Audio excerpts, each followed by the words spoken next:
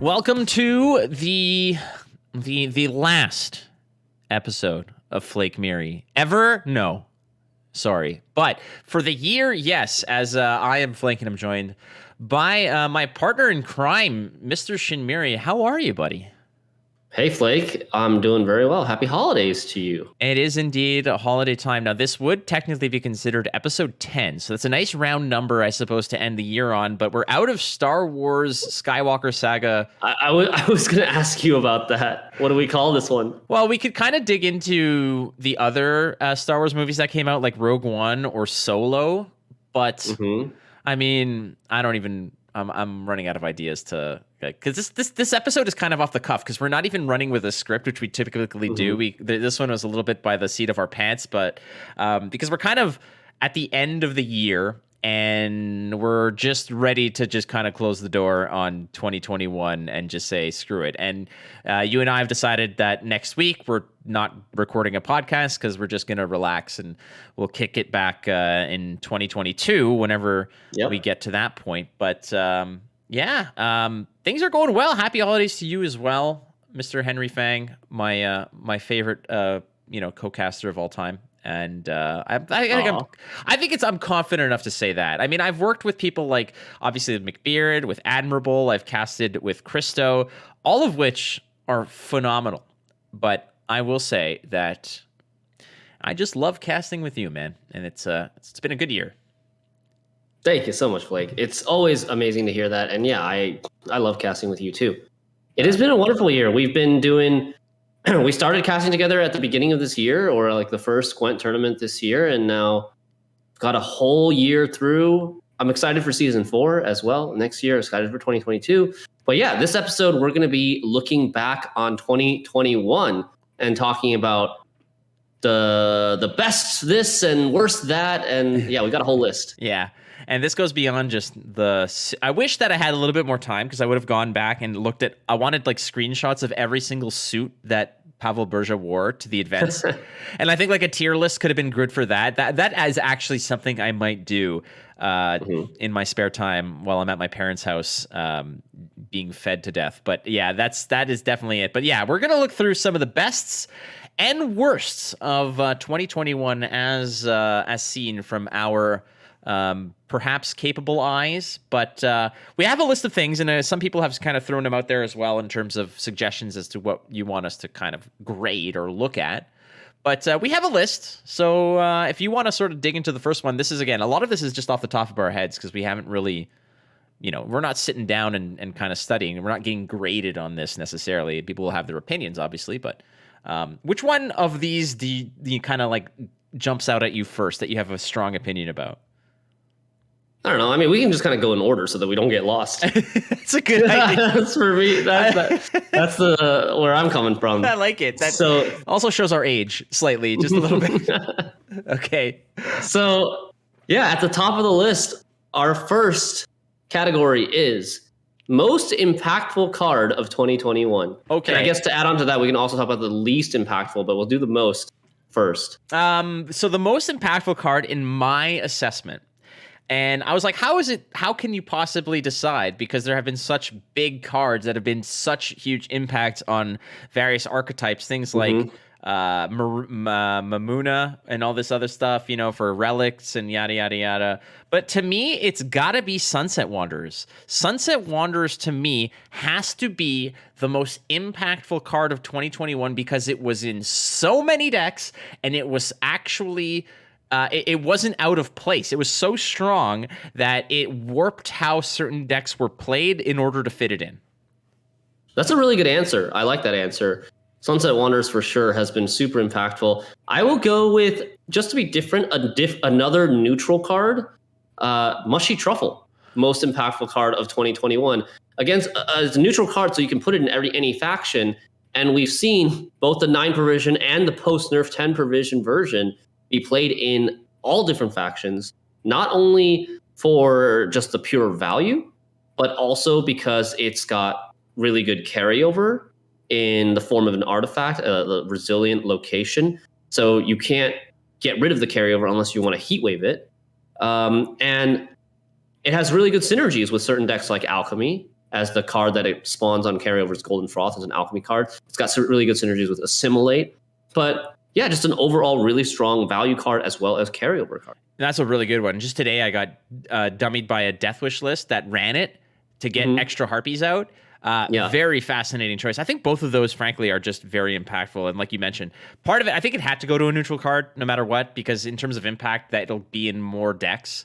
Because I don't think there was any faction-specific card that really just blew us all away. I mean, obviously cards like Milva or cards like what else? I mean, like maybe Fuchsia is one of them, but really when it comes down to it, I think that it's hard to argue with those two choices. Okay. Best sorry, we're talking about the word. You're right. We got to like the least. Yeah. Do you want to do the least impactful gold card? Because we don't want to just say least impactful card, because then you just throw in some garbage filler bronze or something. But least impactful gold card of this year. Well, I wish there was a list somewhere where we could see all the cards released this year. Well, Ryan Godger comes out with kind of like the meta report with like the utilization of particular leaders and their conversion rate at what ranks. I think that's a very useful tool. I'd love to see that. I literally just got off another podcast, my Flesh and Blood podcast, where I was talking with the developer of an analytics website for Flesh and Blood, where they devised an algorithm to rank cards. And you would love this, because it takes into account the performance of the decks that they're in, the utilization, how many times it's in how many decks they appear, the placement of those decks on the ladder, etc. And then it gives a grade to the cards. It gives like a rating to the cards, and then it ranks them from 1 to 1,000 in terms of that. You would freaking love this website, and I wish Gwent had this. But I think we have to quantify this, because if we're talking about the least impactful gold, it's basically going to be any gold that came out of an expansion that nobody plays.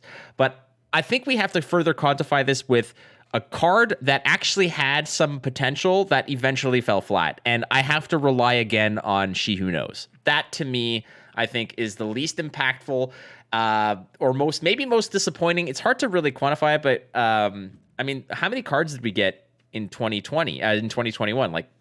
Like 150, something like that. Something a little bit less than that, I think, but like low 100s. Yeah, I would say. But there's gold cards that were printed that nobody gave a second look at. I really disagree with She Who Knows. I don't know if you're using a different criteria.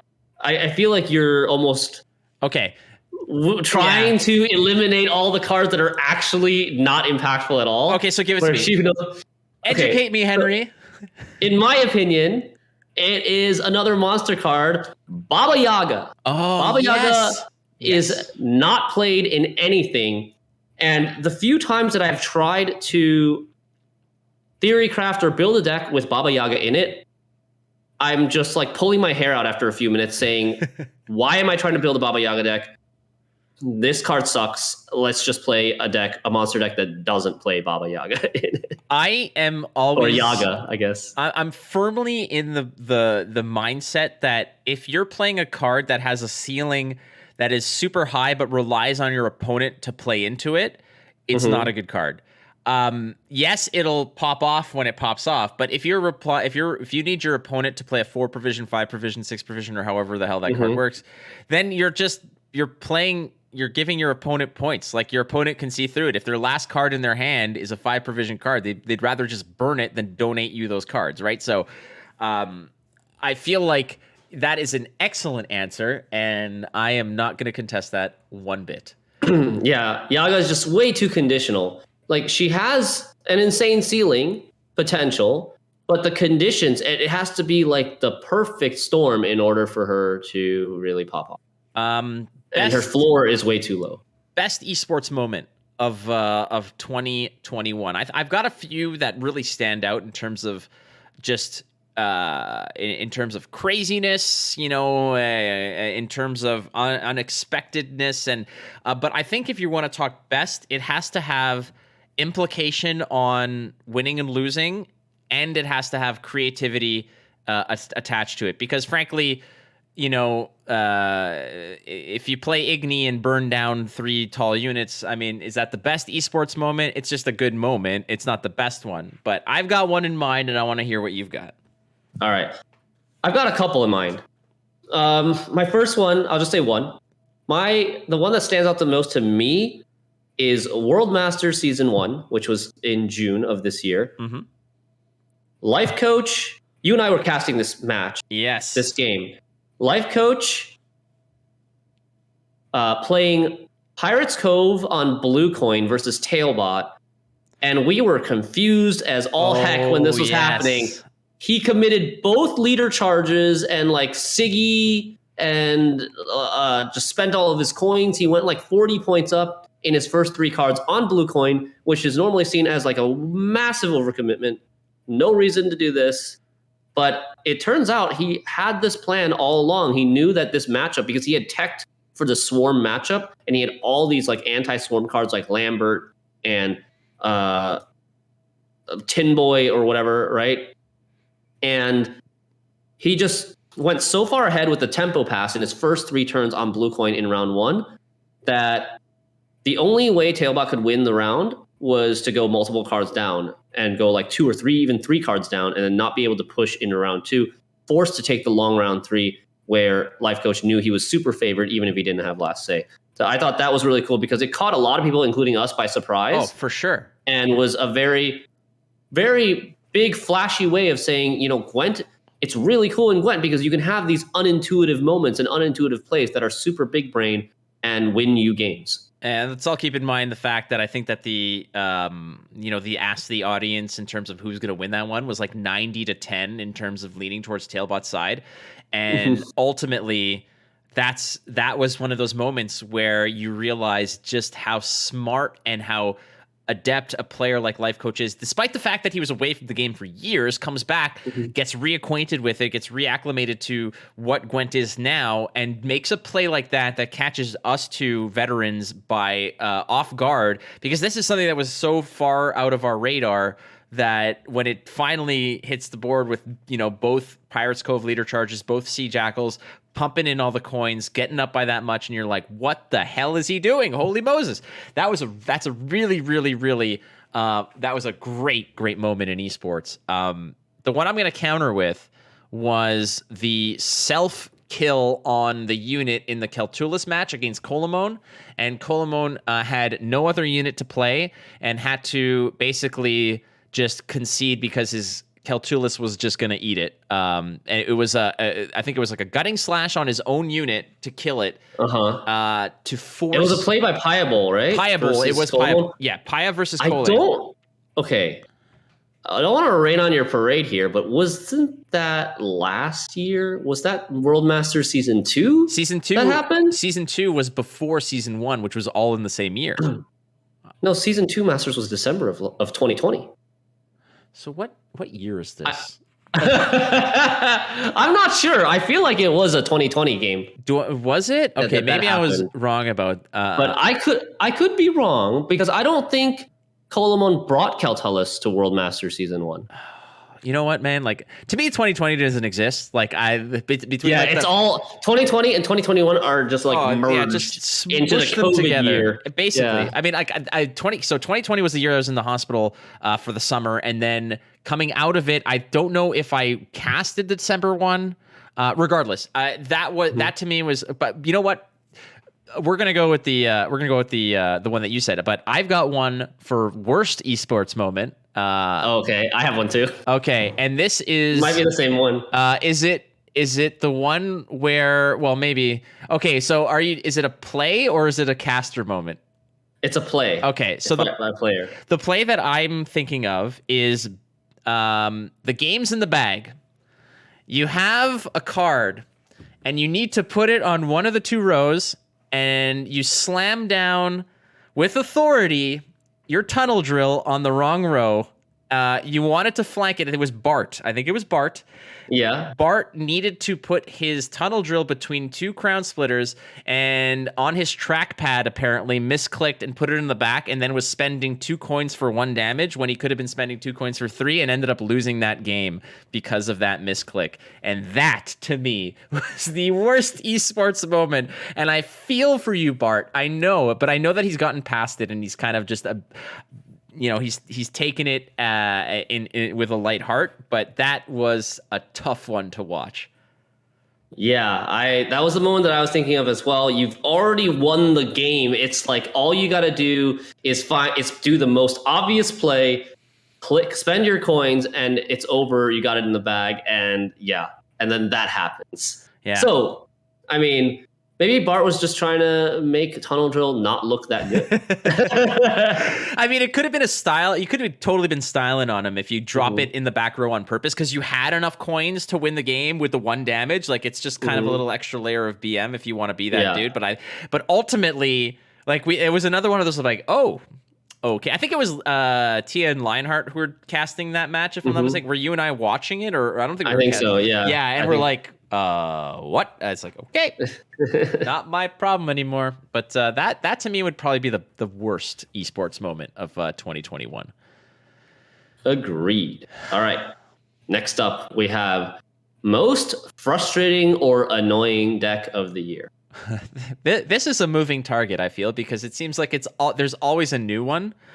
It'll always and perpetually for me be Lippy in any form or facet that it is at that particular time. But I have to say that I will give this one not to Milva and Traps, which is very prevalent right now. I'm going to give this one to Sunset Wanderers. Is it tactical advantage? Not tactical. Tactical decision. Tactical decision. Where Hyperthin. Where the game played out essentially almost identically every single time. There was and the power level in terms of point output was exceptionally high octane with the Blight Makers and feeding your Sunset Wanderer. It protected bleeds really well because your Sunset Wanderer would come out, and your end game was these massive plays. And it's twofold. One, because that deck was just annoying to play against and frustrating to play against because you knew it was coming. But ultimately, it also bred a need for Mill to keep it in check, because that's when Mill decks started coming around to punish those Hyperthin lists. And so you go from that to a Mill meta. So even the medicine was worse than the disease to a degree, right? So like that's kind of what it was like. I like it. I wouldn't have said Hyperthin myself, but I really like the justification on Hyperthin leading to a Mill meta. Yeah. For me, the most frustrating deck to play against, it's not a new deck this year, but I would probably say for me, Clog is the most annoying deck to play against for me, because I think, against a lot of other decks that are typically or traditionally viewed as annoying, like Mill, like Traps or No Unit, I feel like there are actually legitimate strategies that you can employ during the game to help you win. Like Mill, you can try to 2-0 Mill. Against Traps, you can try to win round 1 and push round 2 and split up their Traps and Eldain, stuff like that, right? Strategies that actually do stuff. But against Clog, a lot of the times it depends on just if you've drawn the right answers in round 1 or not. Because if you haven't drawn it by round 1, chances are you're never drawing the card, right? Against Clog. Mm-hmm. So it ends up taking the player agency out of your hands a lot of the times when you're playing against Clog. But thankfully, Clog isn't. It's just a shadow of its former self. Right. It kind of lost a few stripes in terms of how prominent it would be. When it kind of first came about, it was definitely a problem. But now you have Jan Calvit that just kind of solves that problem altogether. It's like clog my deck and then slam that bastard down and just laugh all the way to the bank. All right, biggest hype or letdown of a card that did not live up to the hype. Okay, this is what I was thinking about when I said She Who Knows. It was the biggest letdown or overhype of a card. And for me, I think we talked about this on a previous episode a few weeks ago, was I thought that She Who Knows was going to be a meta warping card. And ultimately, like I mentioned, it wasn't even the third biggest transgressor of that expansion or that particular archetype. That it was Mamuna, then Bloody Mistress, then Witch's Apprentice, and then it was She Who Knows. So I think to me, She Who Knows, where everyone was thinking it was a 10-point slamboree card, that sticks around, like get bent. Like that seems like way too OP, especially on red coin. And ultimately it was just an add-on. It was just something to fear that almost never came through. It was a real boogeyman situation that wasn't as dangerous as I initially thought. Okay, fair enough.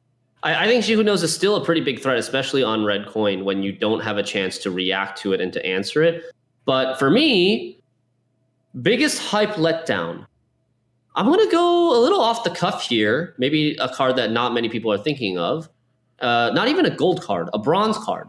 Master of Puppets. I thought that when Master of Puppets was revealed, it was like this kind of... There was definitely some part of the community reacted with, holy cow, this thing has so much potential, right? Like, it's kind of like a bronze version of Ivar, being able to kind of swap the power of an opponent's unit, bronze unit specifically, with your own.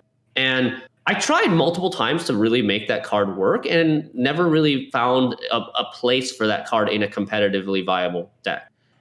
It's a card that requires... I mean, the whole principle of the card is you're swapping it with another bronze unit on the other side, right? Mm-hmm. Wherein your opponent will have another turn or two to just do it right back to you. So you need an answer for that particular card as it stands. So I get what you're saying, because I remember you were talking about this in the developer Discord. We're saying like this could potentially be a significant issue, and I agree with you on that. I thought that card was like, that was for me one of those like holy crap moments of like, they're printing this as a bronze card. Like I can see this, I could see this card as like a 6 provision, 6 provision 4 strength gold, and maybe it has like Veil or something, so you can't lock it. So it could be another finisher that requires an extra turn or something. It could be a big deal. It could be significantly be a big deal, but it's a card I feel that needed to be paired up with like Imprisonment, where you do the swap and then you lock it on their side so you don't get bitten by it again, or Imposter, so you do it and then you get another one on your side so you can do it again to them. It's just, I feel like it never lived up to the hype because it requires a follow-up piece to it. Mm-hmm.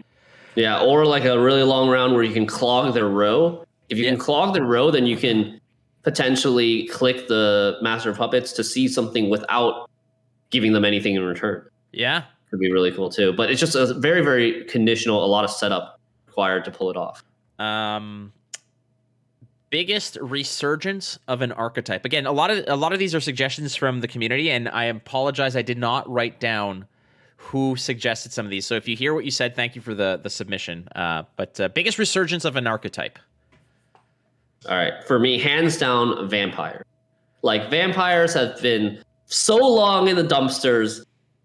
It's not quite like top tier now, but thanks to both sets of 12 leader cards early in this year and also late in this year. Early in this year, they got Unseen Elder and Detlef, I believe. Yeah. And then late this year, they got Regis Reborn, as well as a bunch of balance changes that buffed the vampire archetype with the new and improved Fletter, as well as buffs to like Alp and Nekarat, Katakan, etc. And now they're looking pretty decent. They're looking like a tier 2 deck, I would say. And yeah, much, much stronger than before. Actually playable on the ladder, and people are loving it because vampires have been for the longest time an archetype that people just really want to play, that they feel like they identify with, or they just like really enjoy playing these cards. Yeah, when we got all those vampire cards back in like Crimson Curse like ages ago, which was essentially the first like real expansion that Gwent got in like 2019, I think it was. That was a set that that's still my favorite set, and you saw the first pieces there, like Nekurat and Alp and Bruxa and all these other cards come through. You're like, wow, there's something there. And it was just missing a little bit of gas, and then you got Unseen Elder and Detlef, and you're thinking, maybe this is where we need to be. And again, it fell flat. And now it actually is quite the force. I think that all the resurgence, the ones that ran through my mind, are basically stuff that got a kick in the ass because of this latest card drop, these 12 card drops. Because I'll say, I mean, I wouldn't call it traps, but movement in general, was a good one. But I'm gonna go with perhaps pirates, because of the onslaught, the new onslaught ability. Is that what it's called? Onslaught? Yeah. Yeah. And the reason for that is because it is incredibly tough now to to mess around with control if everything that you're trying to kill has this gigantic 6-point hat on its head that you cannot get through. It has been one hell of a pain in my ass, to the point where it's like I can't put anything out there. I'm playing a relatively no unit Milva list, and the only units I put on there you are abusing to the point where I cannot do anything to you, where all my traps are falling flat and look stupid. I'm going to give this one to Pirates, and I know that there's going to be some people out there who are saying, finally, the Pirates are getting some love, because there have been people who have tried it, but it never got to where it needs to be, and I think that Pirates is Vampires was my first answer, but I think Pirates is definitely deserves some consideration as well.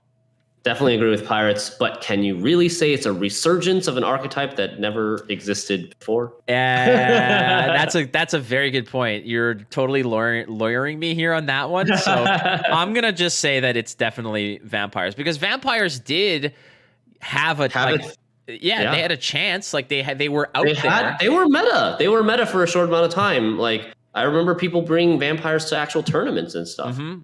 Yeah, I mean, when Unseen Elder came out, people were thinking, like, even people would Karen Theer the Unseen Elder and be like, now you got 2, suck it, like, it's a nasty card to deal with. Yeah, that's not a bad one. All right, so next one is a little bit more personal. Best casting moment for you and I. Oh, best moment of casting. There's so many. How can I choose one? My partner in crime. It's going to have to be. Okay. There's no contest on this. In the long line, I need to do an entire video of like my top 5 Shinmiri moments that just made me lose my mind. Like I've said this a dozen times. I don't know what it is about you specifically, but when you say something, it just cuts right through all of my defenses and just gets me right to the core, and I can't stop laughing because there's a numerous amount of them. And one of them was the drill goes brrrt, and I lost myself there when you decided that it was appropriate to say elven herpes instead of something like me saying it. I was like, that's great. But the one that got me the absolute most was one of those, again, unscripted moments when we did, was it Forever YOLO, the guy who was rapping on stream? Yeah. And we just did like the first verse of that Eminem song, like knees weak, arms ready. He's got vomit. So, we did all just not just off the top. Like that was not scripted. That was not rehearsed. It was just thrown out there, and you jumped on and you drove the bus. And I was like, that's when I knew. I'm like, yes. I'm like, I got a partner that I can work with here, and it was great. So that to me, I don't even know what year, if that was 2020 again. That was this year. I think it was open number 1. Okay.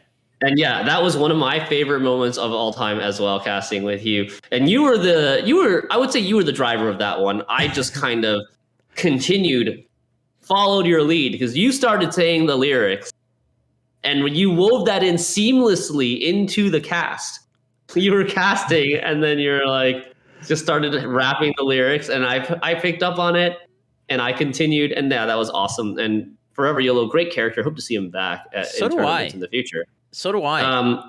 Another favorite moment of mine was the same tournament, actually, I believe, open number 1, where Tailbot or Tobliat had won a series, and they were trying to get an interview with him, but due to technical issues, they weren't able to get an interview with him. And I just spontaneously kind of threw out there, all right, Flake, you and I can do the mock interview with Tailbot. And you got your face lit up when you heard me say that, and you got so excited, and you even had the Tailbot shirt like hanging on a chair behind you. So you grabbed it, put it in front of your face, and when we did this like mock parody interview with Tailbot, and you even you harnessed his Tobliat personality. Yeah. Perfect. That was a great moment. Again, another reason why that entire open was so important to me.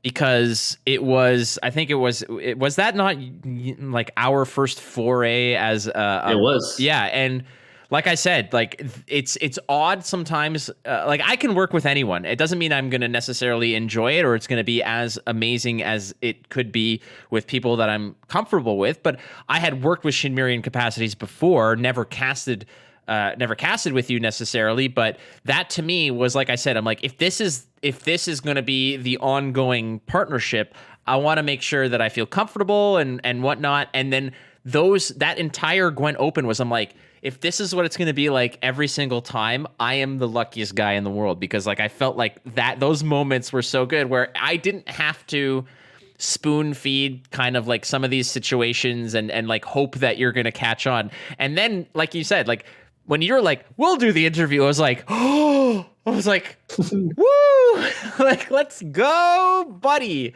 Oh man, God, that was a good open. That was so good. All right. Best member of the Gwent community for 2021. And there are plenty.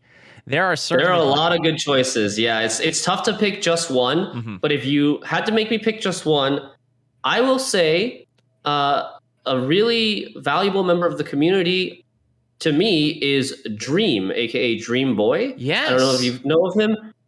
He after every qualifier, official tournament, even the Polish championships that happened recently, he tweets out or posts on Reddit like statistics from the tournament, including the leader pick rates, the ban rates, the win rates on blue coin, red coin, whether devotion decks are popular or not, like all these stats related to the tournament, and compiles them all and presents them in a really beautiful, concise, easy to understand way.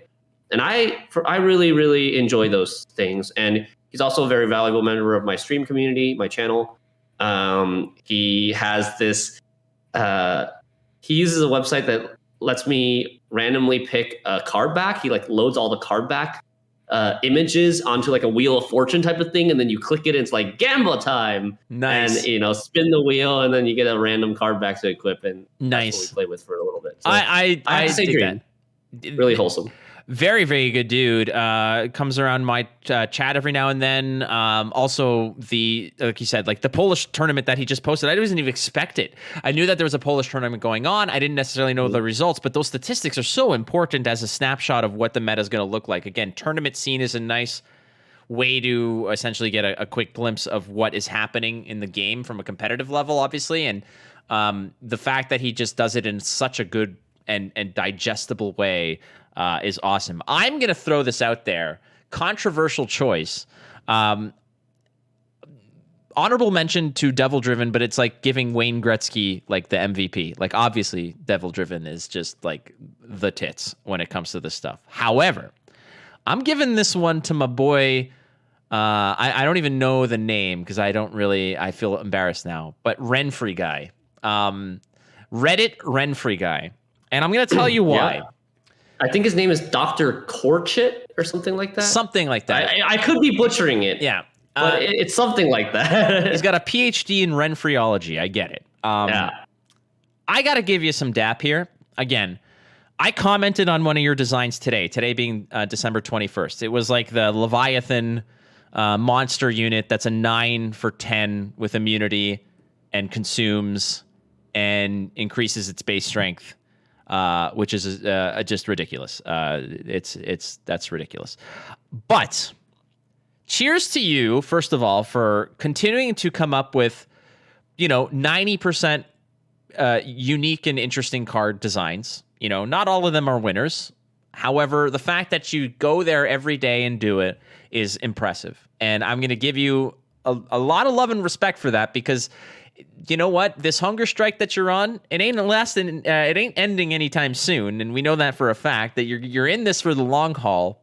But keep at it, keep going. It doesn't matter that there's a Reddit thread for custom cards. You don't care about that.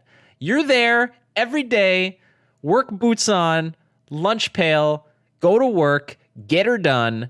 New card, Renfree's not happening, but I respect you for that. So that's my choice. Yeah, for sure. Like, I think a lot of people, including myself, thought he would have given up after like the third set of Price of Power and there was no Renfree. Like, of course. But he's still going. He's dedicated to the cause, and he's got some really good ideas. Yes, that I will say that there are some very, very unique and fascinating cards that he has published and thrown out there, and not today though, but most of them are pretty damn good. But honestly, much love and respect to you, my friend, for continuously being that creative. All right, next one we have is a biggest lesson learned from 2021. Now, I don't know if this means like biggest lesson learned for the game or CDPR, or if it's like biggest lesson learned for us as individuals, as Gwent players or casters. Yeah, I don't know. Interpret it how you want. Okay, I will interpret it as I'll say this from a perspective of it involves Gwent, but in general. So my biggest lesson learned is that you don't know unless you try, and effort does factor into things. And I'm saying it in that broad sense because I didn't and this stems all the way back from before I even casted, but in this particular year, I have a Flesh and Blood podcast. I have this podcast. I have Gwent trivia and stuff like that. And I didn't think that anything Flesh and Blood related would take off, but I tried it. And I asked for help, and I reached out, and I looked for sponsors, and I looked for help, and I received it. And that's stuff that I would typically not do because I'm stubborn, and I always think that I could just do it on my own. And that's something that I've also learned, that asking for help is not a sign of weakness.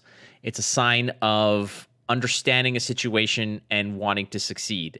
And from that perspective, I would never be where I am without asking for help. I would never be where I am without putting in immense amounts of effort. And I've never expected anything, but I've always worked hard. And at the very least, failure is a lesson that can lead to future improvement. So casting Flesh and Blood National Championships would never have happened if I did not ask to be considered and put in the work and study and train and play and do this. Same thing with Gwent, because I would never be a caster if I did not do Wild Hunt, if I did not do Gwent trivia, if I did not do XYZ. So that is the lesson that I have learned in 2021, that asking for help is not a sign of weakness in any means, and you never know unless you try. But that is not at the expense of effort, because effort just makes everything smoother. Working hard does pay off, and that's another lesson that I've stamped home and stored away for 2021.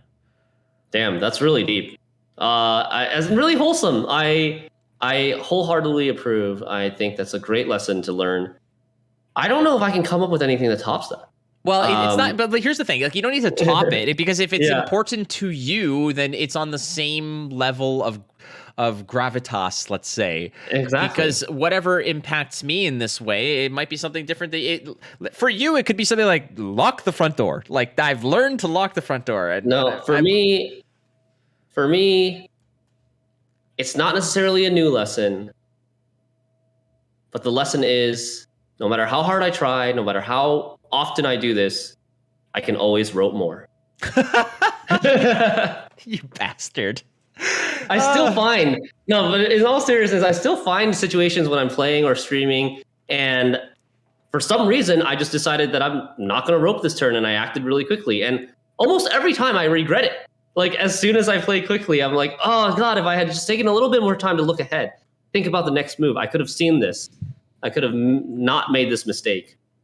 Time is fleeting there, Henry, and unfortunately, sometimes it's not enough. But I mean, that's definitely. I mean, it's an important lesson. Again, like, everyone has what they're going to take away from 2021 from a perspective of learning lessons and such. And I mean, just as a general advice, people out there who are listening, just lead with kindness and love. And I promise you, it's a scientific principle that energy cannot be created or destroyed, only transformed. And if you're taking in negative energy and transforming it into good, you're putting more good stuff out there. So the more people who are, who come across that kind of good energy, the more it is. What goes around comes around, and all that other nonsense. But that's probably as sappy as we're going to get up until now. All right. What do we got here on the docket? Let's go with most dominant deck. Most dominant deck of 2021. There are some contenders. Some of them didn't last long because they may have been patched real quick, or nerfed. But there are some contenders that when they were strong, holy moly, they were strong. I would say the one that stands out the most to me for the most dominant deck was Thanad Ku Fruits of Yskith Relics. The first version of Fruits of Yskith Relic before all the nerfs. Mamuna got nerfed twice, Bloody Mistress got nerfed, Karanthir got nerfed. But the OG version at the start of Thanad Ku, the second part of Price of Power, you had 6 Strength Self-Eaters. Forgot to mention those. Those got nerfed. 10 Provision Mamuna. Witch's Apprentice, 4 Provisions, also nerfed. Yeah, 4 Provision Witch's Apprentice. 10 Provision Bloody Mistress. You'd had Karanthir that worked with those, that also went with Adarin to get you like triple Bloody Mistress or triple Mamuna. Yeah, that deck was a nightmare. It was so absolutely dominant. Even if your opponent was like playing a super tech list for it, you would still be able to squeeze out a lot of wins. It's hard to argue with that. That was the first though that came to mind for me. The original iteration of Relics, when all those pieces finally came through before the gigantic nerf wagon started handing out, started neutering these cards, it was the strongest. It was a super high octane deck that was near impossible to curtail unless you were playing like Reckless Flurry with all control options. It was almost impossible to keep that thing in check for multiple, for like 5 or 6 consecutive turns. It was just going to get out of control no matter what. The runner-up, that is my number 1 as well. It was that. It's the Relic list. My number 2 would probably be Mages. I think Mages, not Meditating Mages, but just the standard Banard student, Aretuza student.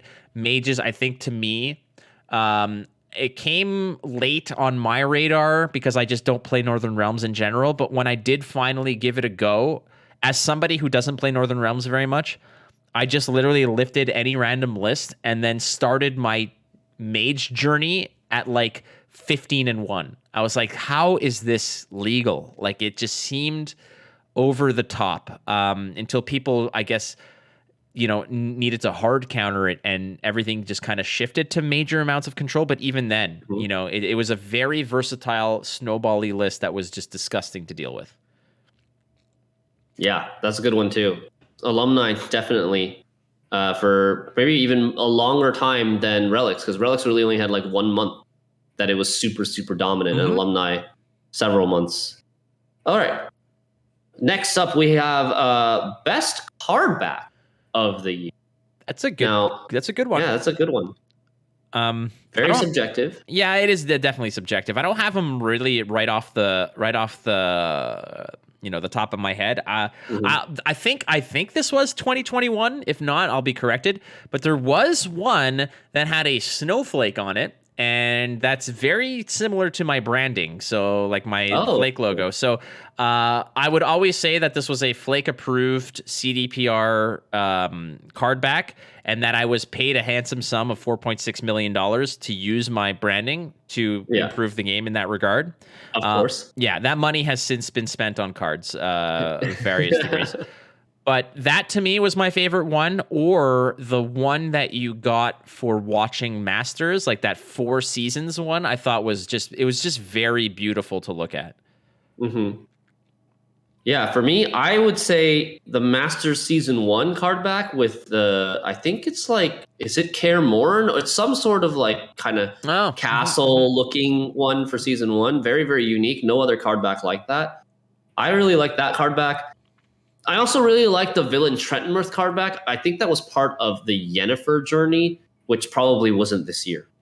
So that might Yennefer, well, we went from...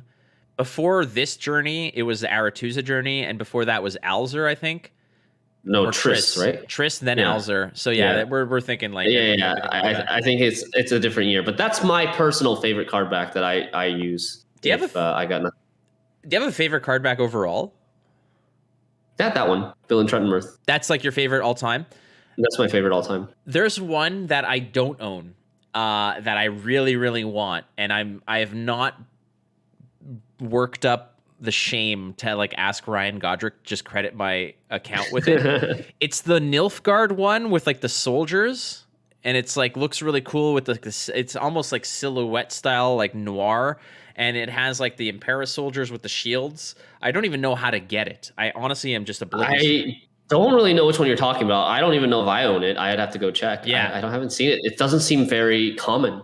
Yeah, it's not. And I don't know how. I think I found it out once how to get it. I think it might be a Thronebreaker thing, or it's like a buy this and get it thing. Okay. Ultimately, that one is one of my favorites. But the one that I have that a lot of people ask me about is it's the one from Iron Judgment if you bought the pre-sale deluxe, where you get like that fall colors joust card with like the two knights jousting. Okay. That one. That to me is one of my all-time favorites.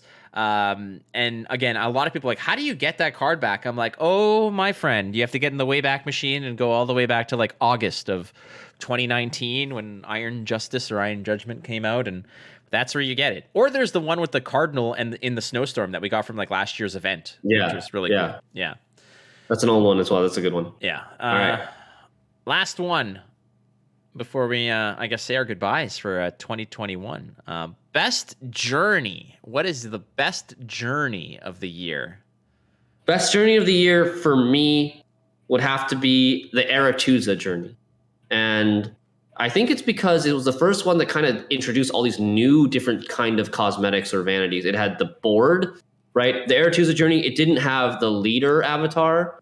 After we've had already like 5 journeys with leader avatars, or 6. We now, the Aretuza journey brought in a bunch of different game boards. It had different music. It added music, right, to the journey. And then it's just been really, really generous. It had a lot of legendary cards as well as awesome coins and card backs. So I like the Aretuza. Yeah, the Aretuza Junior was unique. Like you mentioned, it added a different kind of dynamic, a different look into what a journey was other than just a single character. I really like the Regis one. I really, really like the Regis one because it has the 3 different forms of the vampire that you can get, and they're kind of, some of them are terrifying. Like the Alzur one was cool, but I think the Regis one with the 3 different skins, I think people need to appreciate the fact that you're getting 3 different character avatars for the most part. It's not just like a reskin of an existing model. It's 3 separate models that all look pretty damn cool. I'm going to give this one to Regis. Maybe a little bit of recency bias there. I'm sure if we went back and saw like resaw the Alzur one or whatever, but it's got to be Regis for me, for sure.